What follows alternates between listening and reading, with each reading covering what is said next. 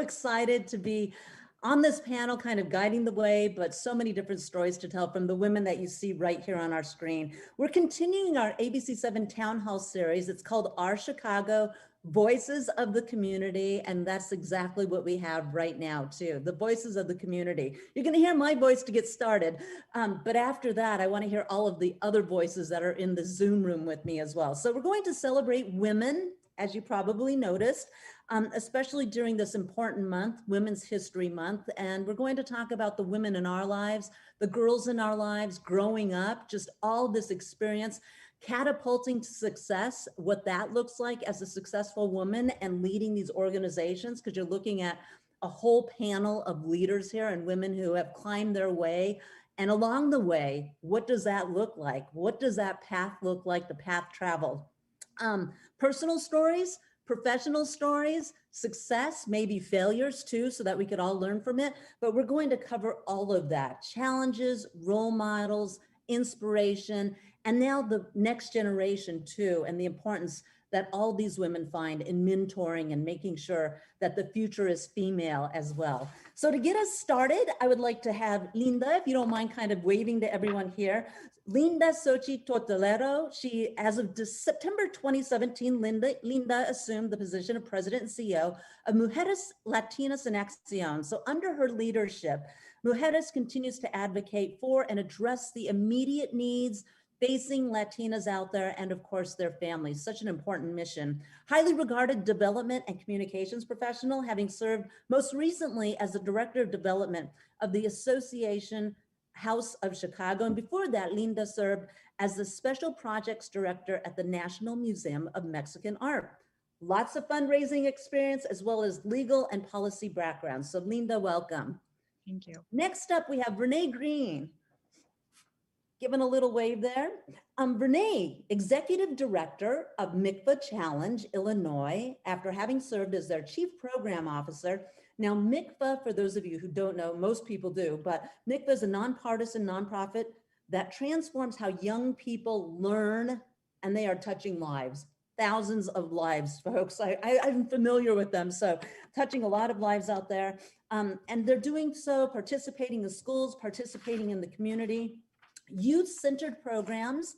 We're talking about network of 10,000 middle and high school students, 145 teachers, 115 schools across Chicago. That's the challenge. That's the experience we are talking about. So Renee, welcome. 25 years of experience, education, nonprofit sectors as well. So thank you for being here. Next up, Neha Gill. There you are in the middle of my screen. Yes, Executive Director of AppNagar, Our Home, and that provides administrative, fiscal programs as well, oversight for the agency, oversees all external relations too. Neha's passionate, dedicated advocate for gender and racial justice, of course. Neha has been published, has led consultations, training, and advised local, also international NGOs, government officials, staff of UN agencies on providing services to survivors of gender-based violence. She's also a 2019 Leadership Greater Chicago Fellow and was appointed to the Cook County Commission on Women's Issues for the 10th District in 2020. Multicultural and multilingual as well. Maria Kim, welcome. Yes, warm welcome to you. 13 years in insurance. Then the change, then the pivot happened. So what was that pivot? Well, Maria joined CARA, engaging job seekers, employers, community partners to break the cycle of poverty through the power and the purpose of having a job, right? Of having employment and what that means. I mean, that is the bread and butter, and that's what propels you forward, obviously. Such critical, sometimes we take stuff like that for granted until you don't have it, and then you realize the importance of people like Maria and the work that they're doing. CARA helped people secure over 12,000 jobs with permanent placements at retention rates over 20 points higher than the national norms, to 80% of employed participants transitioning into permanent housing in which their families can actually thrive. So Maria serves on the governing board too of the Epic Academy and Rebuilding Exchange, and on the advisory board of the First Women's Bank and the University of Chicago Inclusive Economy Lab too. She holds an MBA from the University of Chicago Booth School of Business. So Maria, welcome to you. Thank you. Yeah, Sandy Williams, welcome to you as well. Evanston native here, became the executive director of Between Friends in July of 2020. So in the midst of the pandemic, which will also be part of our conversation and the challenges that entails. Can't wait to hear about that, because that's quite a jumping into a role that's so critical during a critical time too. Um, she leverages her experience in family therapy as well as nonprofit management, really to provide strategic guidance for the organization, but also ensuring the effective delivery of healing-centered prevention, supportive services out there that are so needed right now. Deep understanding of the interpersonal, social, societal factors that contribute to domestic violence, and is also committed to addressing the critical needs of survivors and their families. So Between Friends, this was founded in 1986 and has been dedicated to addressing the impact of domestic violence on children and adults and to prevent further violence in families and communities. So the work all of you are doing, let me just start off by applauding you and commending all of you. So thanks for being here. I know you have busy, crazy schedules, so thank you so much. I want to start off with you and your stories. And we're going to go all the way around because I really think that what you say about yourself, right, is so much. That's so important. What your story is and what you want everyone else to know about your story. Who would like to get us started on that topic? Maybe I will, since I had that weird in the middle It's of my perfect. story. So long story short, you are looking at a comparative literature French undergrad who ended up in the insurance industry for almost 15 years. I know that doesn't make any sense. And then along the way, 9/11 happened. And when 9/11 happened, I pulled up and had a midlife crisis, a premature midlife crisis, where I was saying, if this is a world where our days can be this short, um, you know, and where we can feel that destabilized as a country, as a world, am I really walking in my vocation?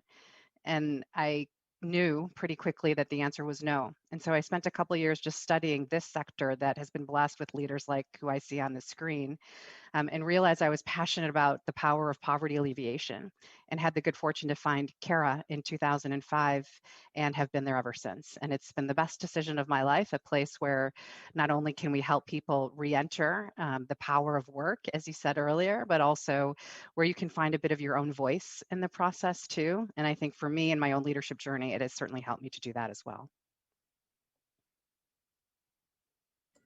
What a moment, right? To have that moment. How about the rest of you? Is it a moment that sparked you? Is it an experience that's driving you? What's your story? Okay, I can share. So I have a background in international relations and international development. And in grad school, I spent some time in Kenya and East Africa. I was working for a small nonprofit called Gender Sensitive Initiatives. It was started by a lawyer and an anthropologist. And they were looking at women's empowerment and women's leadership. But one of the things that we kept seeing is that women's leadership is really impacted negatively by the violence that they experience, whether it's in the home or in the communities that they're part of. And so we didn't really have a good way to kind of address that. We certainly sort of looked to them, and that may have not been the best approach also. So when I came back, I was just kind of thinking about that. It was just like wanted to work more and understand that better. And so I actually contacted Upniger in 2003 to volunteer. And they said they didn't have a volunteer opening, but they had a job. And that's where I've been ever since. And actually took the 40-hour domestic violence training at Between Friends. So I'm very happy to be here and happy to be here with all my friends. Maybe that's a good No. segue to Sandy or to Linda. Go for it. I'm happy to go. And, for me, I feel like it's always been something that I've wanted to do. I've always been interested in relationships with other people. I've always wanted to help folks. I remember being a young person and looking at the dynamics of friendships and feeling like I was that person that wanted to stand up and say, like, bullying is not okay. And I was never a super assertive person or extremely outgoing, but I always knew the difference between right and wrong. And so that was really important to me. And so throughout my career, I've just really spent time working with individuals, working with families. I spent a lot of time working with youth, and that's where I really started to understand the impact of domestic violence on families. I'll be happy to go next. So I always wanted to be an attorney and fight for communities. I think for me, that was something that was ingrained in me as a child. And so I decided to be a lawyer, go to law school, and thought, with legal skills, that was the way that I was going to give back to the community and fight the good fight. And then when I was an attorney, I realized what I really loved about being an attorney were two things. One, the job skill of just problem solving. We're taught to address problems and solve them and do it in an expeditious way. And the second thing is that we're taught to be great advocates for our clients. And so when I left the law, the first job I had afterwards was actually at Mujeres Latinas en Acción doing development work as a fundraiser. And I really found my home there. At Mujeres. I was, had the privilege of being surrounded by women who many were gender-based violence survivors, and leaders in their own right who wanted to make a change in the communities around them. And for me, it was just inspirational to think that, I could be part of an organization that really saw the potential to educate and provide skills to individuals who oftentimes are ignored in our society and not thought of as leaders and really change makers. And so it was the perfect fit. So fundraising to me was the right next step. And then later on, I realized that I had the potential to manage an organization, direct its vision, and came back to Mujeres about 9 years later when the position opened, and found that home was still home. And so again, so happy to be in this position I am right now. And I'll round us out. I'm a child of a teacher. So, of course, I thought that I would never become a teacher because you don't do what your mom and dad do. That was sort of where I started. But started working. I was always just drawn to education and started working in college admissions, and actually got really frustrated that as I was recruiting for universities, a lot of the young people who looked like me didn't have what it took to get admitted to those universities. And so I went back and said, it actually starts in the classroom. And I went and got certified to become a teacher in Chicago Public Schools. So I taught, became a high school guidance counselor to direct students to college, but started grad school partway through my journey as a high school guidance counselor, and realized while I was in grad school that while I was focused, I thought I was going to focus on the micro issues. I was a social work student, really got interested in the macro issues that were affecting my students on a day-to-day basis. And my pivotal moment in my career is I had a policy internship. And I remember sitting in a building downtown in a room with lots of people who, again, did not look like me, but were making decisions about communities of young people where my students lived and what their transportation options were going to be and what their housing options were going to be.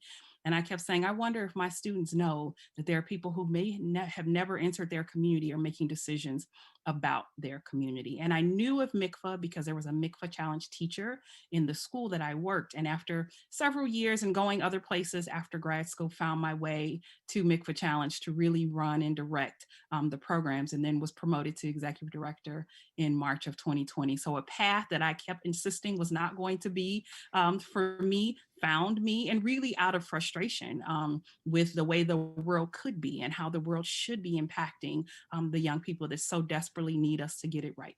So we're working with our young people to help get it right. I just love how all of you just talk. Some of you, it's pivotal moments. Some of you, it's the growth and coming back and returning, right, to the same group and realizing that home is home. What is it, do you think, about all of you, each of you, as you look at yourselves and you kind of take yourselves back? Because we're at positions, and I hear all of you say it, which I love because it shows just how far we've all come, right? When you say, and then 9 years ago I was doing this, and then I went and did this, and then now I did this. It's like this progression. So I'm going to kind of rewind us a little bit, and I want to get to the root of your role models and really that formative stage that is so that we could be very vulnerable. You could be a young, growing Latina like myself and feel very confident, but at 21, sometimes there's a lot to learn. So what is it, maybe the experience or the role models in your life that shaped you young, that you kept the core values and really the characteristics that you wanted to emulate?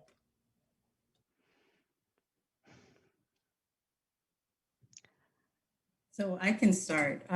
For me, it's really clear. I mean, I have a lot of fabulous women in my life, but for me, my mother, who unfortunately passed away almost 8 years ago, she was it for me. This woman stood 4'11" tall. She's Haitian, foreign born. She moved to the United States at the age of 19, left 13 siblings behind, didn't know anyone, and decided to make a life for herself because she wanted something different. She met my father here, and I love him dearly as well, but there's just something about her. She just never stopped trying. And as a young person, you don't really understand it. But as I started to really learn more about the world around me, I really had to take a take a really true assessment of the barriers that she had to overcome to get to where she wanted to get to.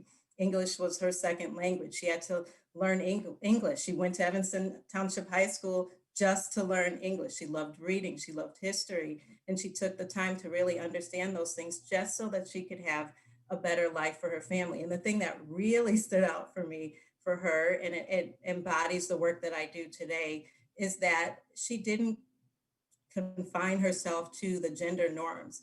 As a Haitian woman, she's supposed to fall back and really be responsive to her husband and to society. But she continued to push through barriers. She started working at Evanston Hospital in housekeeping. She moved herself up to be a supervisor, and then she went to school to learn about nursing and did that. And so I just continued to see this happen with her. I have two sisters, and we all just really appreciate the foundation that she laid for us. And as I look at the women that we serve today, Between Friends serves a lot of individuals who English is not their first language, and we talk about the barriers that they face. And I just think about what it must have been like for her to try and buy her first home, and what it was like for her to get her kids enrolled in school and moving off to college and that sort of thing.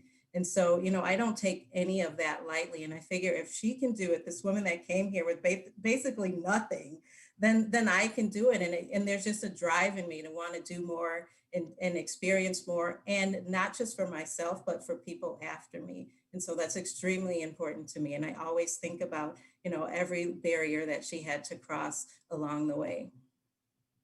I just feel like I have to jump in and say this too. That's beautiful, Sandy. And you know, we may be talking about success as positions and where all of you are, but to me, that's success, right? I mean, it's not necessarily what title you hold, what position you hold, who you are now. It's sometimes it's that simple, just how you're raised, and someone who never had their name on the executive director or had that title attached to it, right, is the biggest influence in our lives. I could totally relate to that. Absolutely. Thank you. I think it's a great point. It's like, your mom in that scenario was the architect of the possible. You know what I mean? And maybe to that degree, I'm somewhat of a smush between you, Sandy, and you, Vernay. I don't know if you've all experienced this, but it's kind of in arrears that I realize my origin story actually informs my present. But at the time, I don't think that clicked in. I'm the product of two Korean Americans that both immigrated to this country, one as a nurse, so my Sandy, and one as a serial entrepreneur. Like, he came here kind of under the auspices of wanting to find the American dream or follow the American dream, and had lots of businesses and, succeeded and failed and succeeded and failed. And now I realize, oh, wait, the work I do today is the combination of a nurse and an entrepreneur, a social entrepreneur, but still the concepts are married. And I don't think I would have gotten there. So this is my bridge to you, Vernay, unless I had a teacher back in high school. His name is Terry Joswick, who I was on Key Club, which is like the kids' version of Kiwanis, if you all remember back in the day. And then I was on Key Club and he mentored me, and eventually I became the president of the Key Club. So president of a service organization in high school. Don't think I ever thought that I could be a president. Do you know what I mean? Until he seeded that idea in me. So it's some combination of my parents and that origin story and the faith that you get from a teacher who can see something in you that you cannot see in yourself that maybe put me on the path of where I am today, I think. I'm going to jump in because mine feeds onto that, Maria. And again, I described, I didn't want to be my mom. But when I got older, I was like, actually, one, I am. If I look at my face now, I see her face. But even her commitment to her students. She was one who got to school 2 or 3 hours early to make sure that she was ready. She always worked in hard to serve neighborhoods or underserved neighborhoods, but wanted to make sure that her students got what students in more affluent areas got, because she gave 150%, 200% every day. And I know that that's who I am. I watched it. I also watched her balance, a husband and 3 kids and still church activities. And I still ask her, like, how many hours did you have in the day? Because when my day is over, I'm done. And it's like she picked up a second shift with her volunteer work in our church. So very much seeing the passion that she had for her role, bringing herself to her role every day. Also the work that she did outside to make sure that what she truly believed in, her faith, was something that was contagious. And she wanted to make sure that she was teaching outside of her day job. And so that's definitely my first role model. Also, 2 of my teachers. I had one teacher who helped me find my voice and I think when I look back, I think she thought I walked on water. The year after I was in her classroom, she put a bulletin board together. She entered me in several different speaking competitions and put a bulletin board together of all of the things that I want. I didn't even realize all that I had done, but she was one of those strict, I won't tell you that I care about you. You're going to come in here. So I never realized it until the next year when she put that together and hung it on the wall and was like, you are doing amazing things. You are incredibly talented. You should find these paths. And then a high school teacher who every single opportunity that existed made sure that I had access to it. So opportunities, again, to speak, opportunities to go, took me to Washington, D.C. On an experience and realized that one time wasn't enough. I would go twice and just put me into spaces and gave me access beyond. I grew up in St. Louis, so beyond my St. Louis community to think about what the world looked like and how I would insert myself into those spaces. So definitely the parent piece, as well as well-meaning teachers who saw something in me that I possibly didn't see in myself, or that I knew was there, but provided some opportunities to further nurture gifts and talents that I had, and would present things to say, this works for you and your gifts and your talent. And I want to make sure that you have access to there. And then there's one more on the college level. So again, just feel like at every stage of my life, there was someone who was cheering for me in the background. Definitely started at home, but in each part of my education, which I think also drove me to do the same thing when I became a teacher, that I wanted to make sure that I taught in communities where I didn't necessarily pick the communities that teachers really were attracted to. I wanted to go to schools where students deserved a great teacher. And I wanted to be that space for them, because that's what was modeled for me at home and in my school environments. Had people who were just amazing instructors and invested in me in ways that I hope I've invested in my former students and current young people at Mikvah.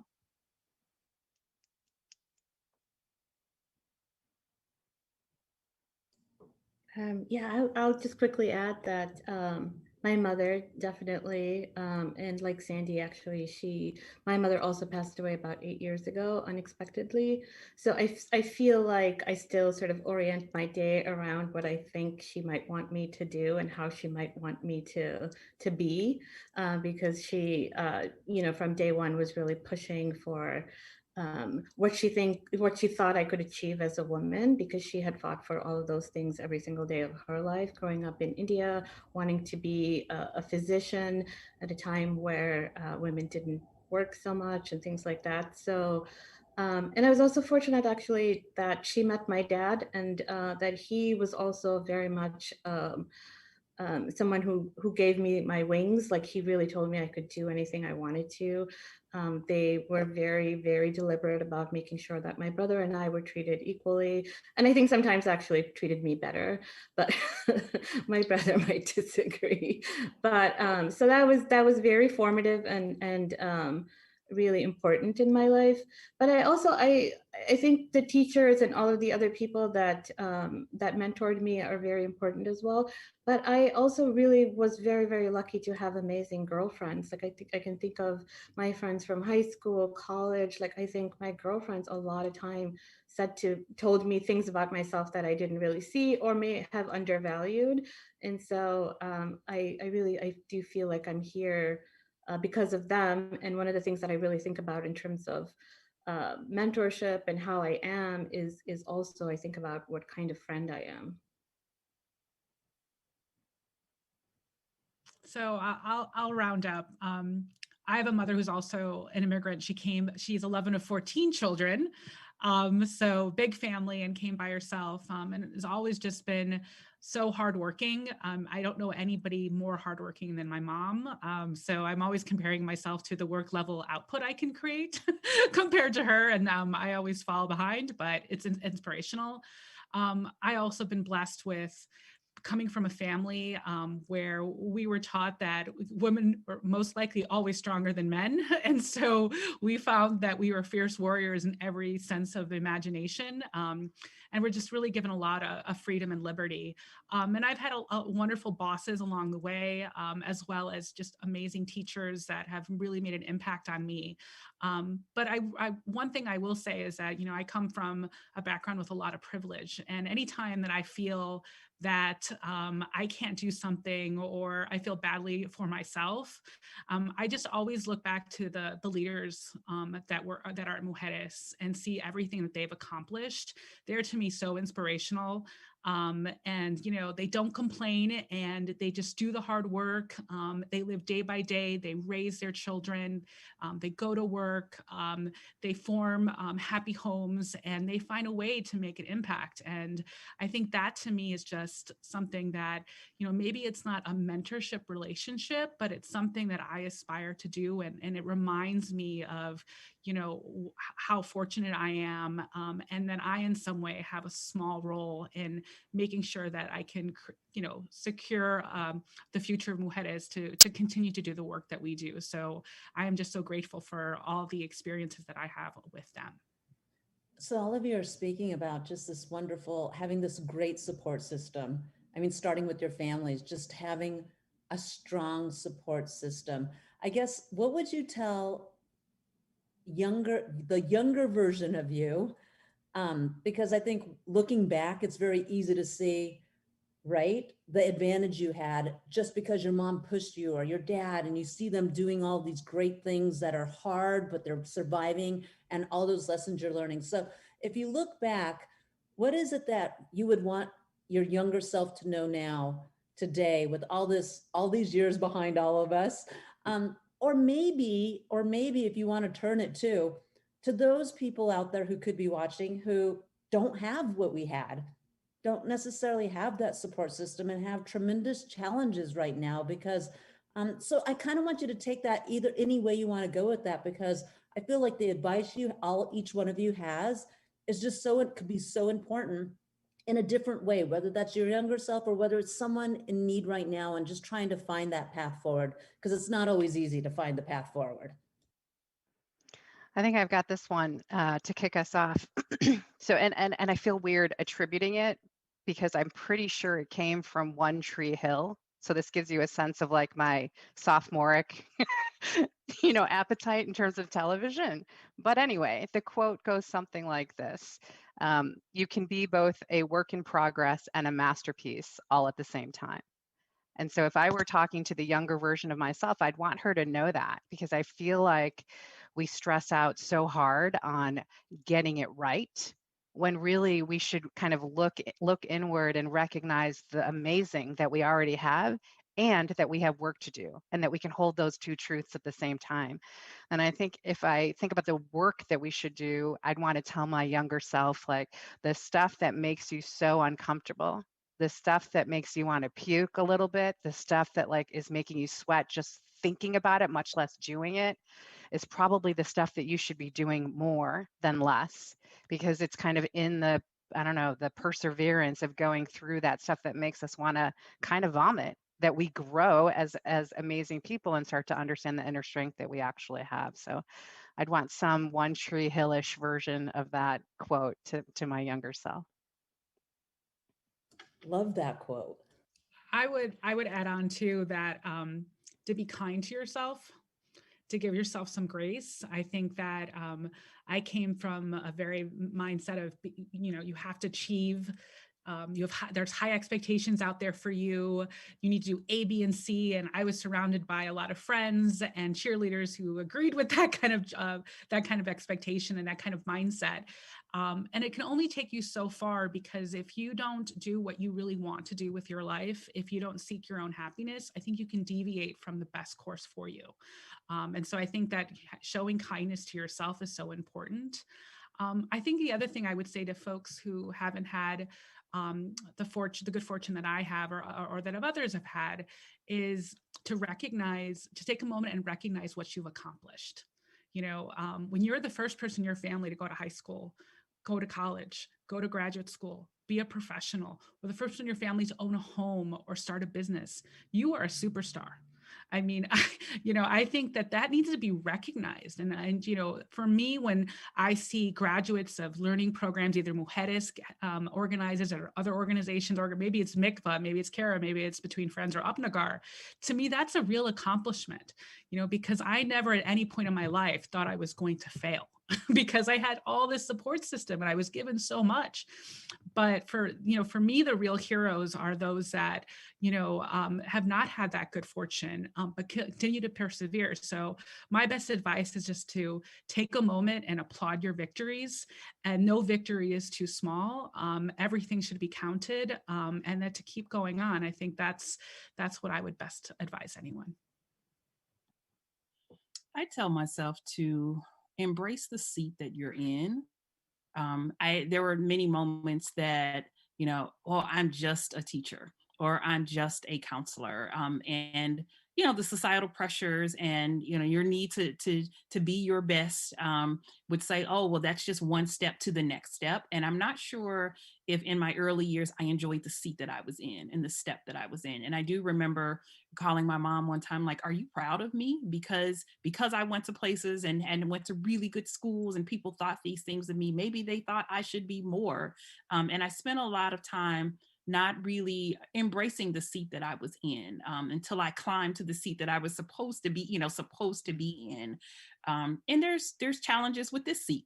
And so just being really, really comfortable and feeling like I said, students need really, really good teachers. And it's not necessary to jump to a leadership role. It's being that best teacher in that seat. Or students need really, really, even when I was in admissions, and not that I didn't give my all. And again, this is me being just really, really honest. There were moments where I was like, what's that next place that I'm supposed to do? How am I accomplishing all that, the pressures that people have put on me because of the talents and the gifts that I was given? Feeling really, really pressured to put a name on something or a title on something that I felt I should deserve. So my advice would be, embrace the seat that you're in, do the best that you can do. This other one, I was going to tag on to the last question also, and just surround yourself with people who support you. I think, Neha, when you mentioned friends, that is something I have been blessed with. Amazing friends who celebrate every victory, nudge me when I'm even professionally. It's like, okay, you sat there too long, or you've done this. It's time for you to move. Let me connect you. Even in this group, when I was looking for the role that I am in, Linda and I, like I said, went to programs together and called on her. And then together we advised someone else who was moving into an executive director seat, who was in our program, Maria. I called her one day just out of frustration. I had met her in another circle. And she talked to me and gave me advice and gave me tools. So just knowing that your friends, your circle, there is someone out there, whether you've met them formally, if they're in the seat that you are in, surrounding yourself with those folk. You don't have to be perfect in your role, and being willing to say, I'm struggling, and knowing that there are people who will reach out and help you, whether they know you or not, will support you, especially as women. Can I just do a shout out? Neha is that person for me in so many ways. I am so grateful. I mean, Renee, you said it, I'm so glad that I can rely on you too, but Neha has been just amazing, amazing. And I'm so grateful for her for that. So just wanted to add it. Thank you, Linda. So yeah, I was just gonna echo actually a lot of what Renee said. It's a journey. I also think I would tell myself to not think of it so much as a linear journey, to kind of really just go with the flow. Now it's easy to say, but at the time when you're thinking about sort of next steps, or you have support, but also pressure about what needs to happen, particularly when young people are making decisions about college and sort of the next, the first job and all of those things, I think lean on the support system that you do have. And if you don't have it, find a way to kind of, there is someone, as Renee said, and I think we're all fortunate to be in roles and at organizations that can also provide that support. So that's also actually something that I think about just in terms of my work. How can we better support young people, young women in the community? So we're certainly seeing people who are experiencing a lot, but there's also people who are not reaching out. And so I always think about how we could connect better with them as well. Yeah, and so many great things were said. It all resonates with me. And just to add a little bit to that, I think, really just being okay with who you are and along the way, and recognizing that your success is your success. So my success as Sandy is not Linda's success or Neha's success. And, really being okay with that and knowing that there's a specific journey for me. And I love what Neha said, that it's not necessarily linear, and being okay with that. And, there's bumps along the road, regardless of what we look like or where our families came from, and being okay and recognizing that, and knowing to lean on other people. I too have many fabulous friends, some of who I've been friends with for more than 30 years, and I don't take that lightly. That's really important. And so I think about that when I think about the women that come through our door who feel like they have no one. And so we dissect that, and we really talk about what that looks like, and is there someone, and where can you go to find support? And thankfully, there are so many fabulous organizations, many of them here with us today, that have resources for the women that come through our doors. And we really work hard to connect them to that so they can feel that. And a sense of connection and belonging is so important. All of you have such strong voices and lessons for your younger self too. And I like that we're picking up a little bit on the struggle part of this too, because it's great and it's easy sometimes to talk about all the success and what we've learned along the way. And, one story that I share, especially with journalism students, is the first time a news director took a chance on me and actually put me on air. I happened to be at a murder, and my roll cue to the package got jumbled up in my head. And I literally said, and the house killed the garage. And my words got all mixed up. And I was horrified. I'm like, career over. I had a one-day career on television. But like, all of us have those stories, right? And so what I took away from that is the next day I could still move forward. And I did. But man, it was so painful. Do you guys have like those parts of your journey as well that you think are important to share and kind of show, listen, I fell down and scraped my knee, but I could get up too?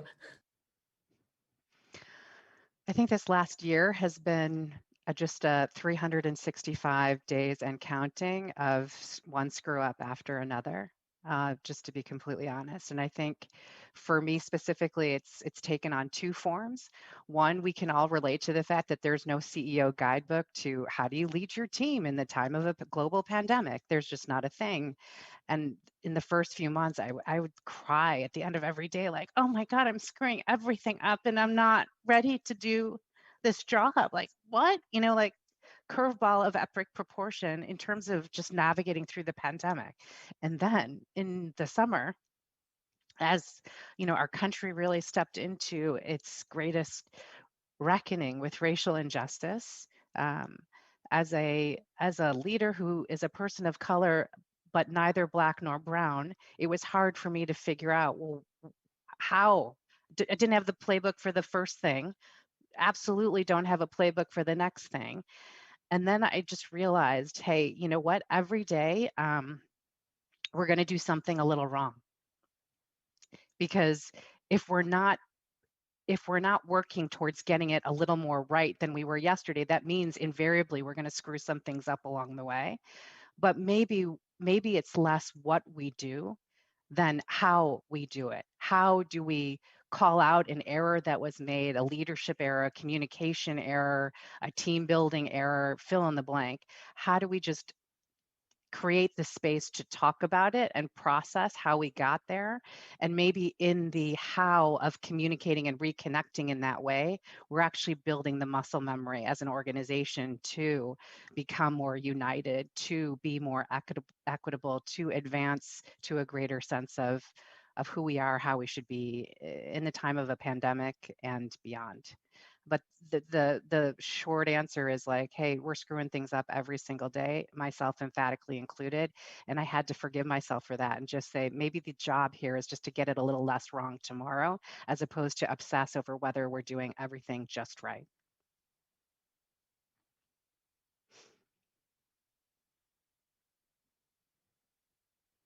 I'll jump in. I started my executive director journey March 2nd, 2020. So my first time being an ED. And then March 16th, we started working from home and have never returned. Um, has this been the hardest thing I've ever done? Absolutely. And as Maria said, there is no playbook for it. The other piece of it for me, Maria touched on this a bit too, as a Black woman, um, looking at reading about racial injustice, things that I'm not surprised by, but also felt the pressure of being, I texted someone and I was like, I don't feel leaderly today. There were days that I just wanted to crawl in the bed because I was just exhausted physically from the year, emotionally from the year. And then there was pressure to, are we going to make a statement? I don't have a statement. I'm getting in my bed because I'm tired. And so the pressure to lead at a time, without a playbook, a time of exhaustion, a time of frustration was really, really hard. And I had moments where, again, question, I think we all did this year, like, is this for me? Is this the role? Can I do this thing? Is this the role that I'm supposed to play and have? And fortunately, what has been my saving grace is, one, I have an amazing team. I have an amazing team who work hard, push hard on days that I can't push, somebody else is pushing or somebody else is pulling. The people who are at McFA Challenge love this work and are exhausted as well. So it's kind of a, okay, let's vent and talk about how tired we are right now. Let's move that forward. Sometimes I'll get a nudge to say, well, let's think about this, or have we thought about that. So while the year has been exhausting and while we have definitely, I will say, I don't want to even say we, I have made mistakes. I've asked the team for grace. The team has been forgiving. The team has stepped up when we've asked them to. And we all truly believe in the work and believe the importance of the work, even at times when at the beginning of the pandemic, because we're not a frontline organization. We weren't feeding anyone. We weren't clothing anyone. We weren't providing any medical services. That was really hard when your primary job is to raise money and people you're talking to want to know, well, what are you providing? And we're providing education. Yes, that's valuable, but it wasn't what was most urgent at the time. So even trying to figure out, how do we continue to support, how do we continue to be able to finance this work? Is really, really hard. And I don't have the answers every day. I told my team a couple of weeks ago, I just picked back up my 30, 60, 180 day plan 2 weeks ago, a year in. I had a full plan for this year. And because we were constantly just in crisis mode, because we're existing through a global pandemic, I threw that stuff out the window and am just starting to pick that back up, but have really asked the team. And I feel like they have given it to me, given the grace to make the mistakes, to call on people like people in this room to say, hey, I need some help. Can you help me? And to somebody else just told me, they were like, the fact that you are still standing speaks well. Just keep standing and get up the next day and do the work. I'll So- jump. Oh, go ahead, Sandy. No, go ahead. Sure, thank you. So I was just going to say, Renee, you're not alone. So I took my first executive director role in July amidst both pandemics. And, Maria says if it feels yucky or, makes you possibly just want to run out of the room screaming, then, you should push through that. And for me, I was in a position that I was happy with. There wasn't any immediate desire to leave that position, but an opportunity came about. And, we're in the middle of a pandemic. We're in the middle of this racial crisis. But I was like, you know what, I want to do this. I'm going to push through this. And I've fallen down more times than I can even count at this point. So, we're going to get there. And it's really being able to push through that, being honest at the fact that you're going to make mistakes. And I feel like all of us in this space here, this is the best thing that we can do for other people that are watching is be okay with the fact that we're going to make mistakes. I say that to my team all the time. I do not have all the answers. We're going to work through this. We're going to make some mistakes and we're going to figure it out along the way. And this year has been such an example of that.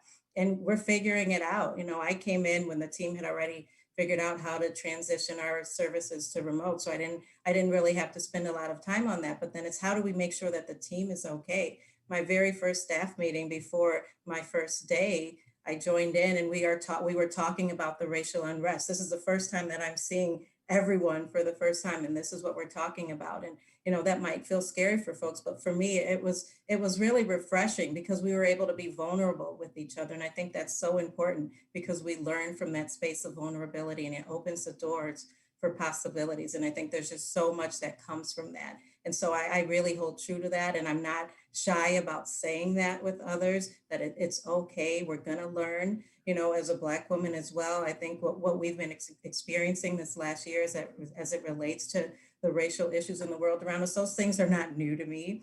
I've seen all of these things before. I've heard them all before, but I'm going to use them now as an opportunity because finally everyone else is talking about it. So let's talk about it. And how do we really embed that into our work? Yes, I'm a domestic violence organization, but it's really important that we bring to the surface the issues of diversity, equity, inclusion, and making sure that all people understand that they have a right to receive equitable, safe, and fair services. I would just jump in and say that I think, like all of us, there's been a lot of lessons learned. And just recognizing our humility throughout all this is just so key. It has been exhausting for me. It's been exhausting, I think, for everyone who especially works in the gender-based violence space. And if you work with immigrant survivors, we were already seeing the trauma experienced under the previous presidential administration. Then the pandemic hits. Domestic violence is up globally. And then for the first time in a long time, we have a national discussion around Black Lives Matter, racial equity, and anti-Blackness. And we as an organization that is a people of color organization, but not a Black organization, have to reckon with that. And what it is in our community, and what does that mean, and what are the steps to take? And we're all learning through the process, but also experiencing the trauma of seeing, lost loved ones lose their lives.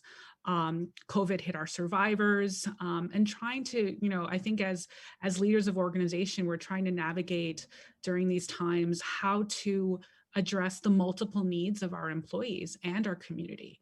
When we're seeing that our employees make up our community, and how do you do that when there are limited resources? I think one thing that I hope out of all this that we talk about is that particularly for individuals of color and women of color who work in these spaces, that we need supports for our employees, that we need to figure out a plan to not only, increase the pipeline so that folks are working in our sector, but also that they'll stay, because that's it.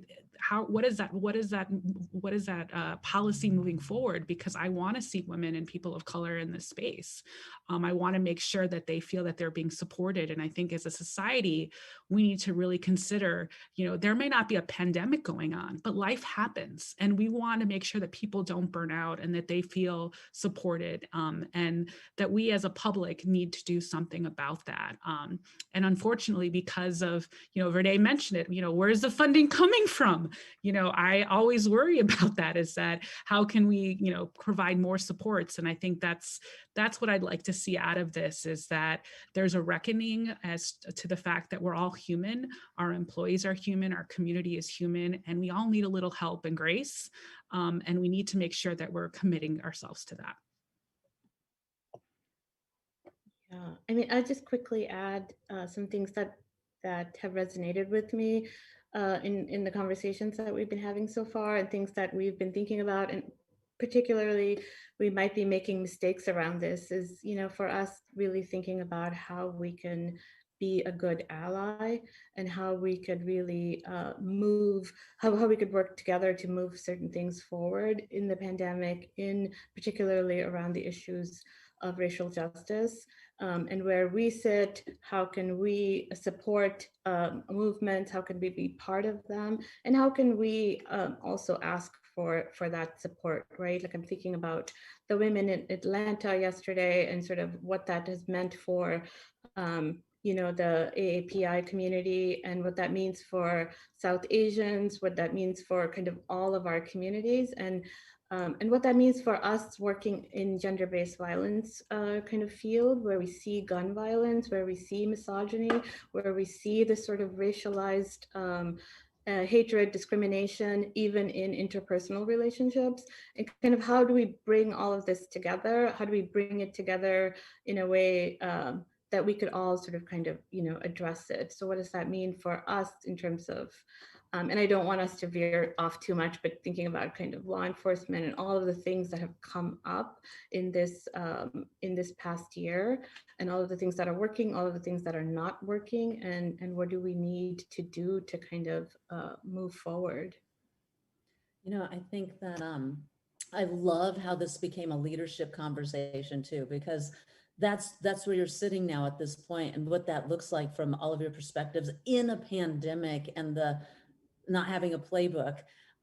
As we kind of go through the last couple, well, let's see, we're looking at my clock here, like the last 8 minutes that we have, I want to toss it out to each one of you, like give you that time to really make sure you didn't miss anything that you think is important, or something that might be on your heart as we kind of round this hour out. I just want to thank all of you for being so, we got some Facebook comments, and they used grace is everything. I think vulnerability is everything in leadership. It's a solid foundation to connect to people, which leads to trust. So like, you're reaching out, your words are mattering out there. So what are your parting thoughts as we kind of round out the hour? I'll kick us off with my rant this past year. This past year, we've awakened to a lot of new language as a country. So we have terms now that we never used to say, like social distancing. Hate that term.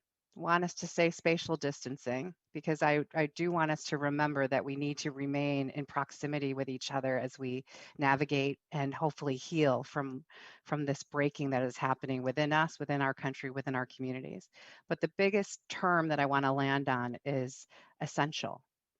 So in the last year, we talk about essential services, essential workers, and I always struggled with it when it first became part of our parlance, because the people who were being essential, that were keeping us clean, fed, safe, and healthy, are all the people that our organizations serve. And Linda, this is somewhat connected to your point about in what ways are we really honoring the fact that they've always been essential, not just this year in this moment, but always been essential. We stand on their broad shoulders. And how do we, as a country and as communities, recognize the irony of what's happened in this past year and solve for it in the years to come, which is to give due service, due recognition, due light to the people in our communities who've always been essential. So as we grapple with what it means to be women leaders in women's history, let's also remember, why we are who we are. Well, because we stand on the shoulders of those who've been essential, and how can we advance that forward?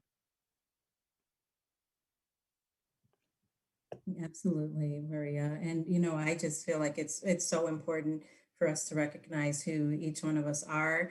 And I don't take any of my roles lightly. My role as a Black woman, my role as the executive director of Between Friends, a mother, a sister, a daughter, a friend, any of that. I think that it's really important that we hold true to that. And for all the women leaders that are listening, someone is watching. And so it's important that we hold true to that, and we make sure that we hold ourselves up, and we remember the people's shoulders that we sit on. We remember our mothers who pushed us along the way, and that we reach out for others who might be struggling.